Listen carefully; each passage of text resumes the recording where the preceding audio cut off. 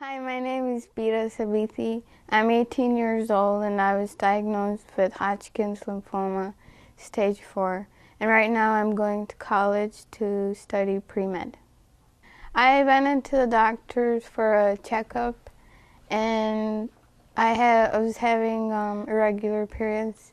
So I went to get that checked and the doctor did a blood test and he found the white blood cell count to be too high. So she did an x-ray and she found that there were spots in my lungs.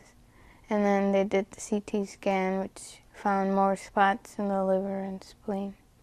It was scary because my parents weren't there and I was in Iowa going to college. So I had to do things on my own. And it was hard to communicate with my parents back and forth. So I finally came back to Chicago. The next day I went to the pulmonary doctor and he looked at my CT scan and he showed it to us, and that was pretty scary because the tumors were really big, and that was the first time I had actually seen what was inside my lungs, and it was a scary feeling, and it was kind of tension too because the doctor didn't know what it was. He thought maybe it was infection or something else, but it was different different types of diagnosis.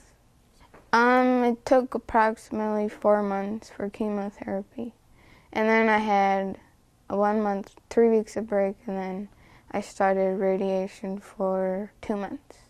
Going through cancer, I had vomiting, nausea, constipation, and tingling on my fingers and toes, and I had jaw pain, so I couldn't eat most of the time, and I lost a lot of weight because of that, and also because I was throwing up and hair loss. And then my hearing wasn't as good, and I couldn't talk that much because I became really weak.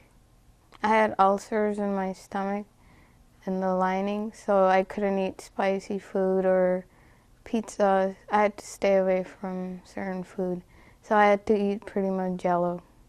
The most important thing that got me through was God and my faith in God, and that's everything that I experienced. I was holding His hand the whole time, and if I was getting injected on the left hand, He was holding on to my right hand. So whatever they were taking away, He was giving me strength.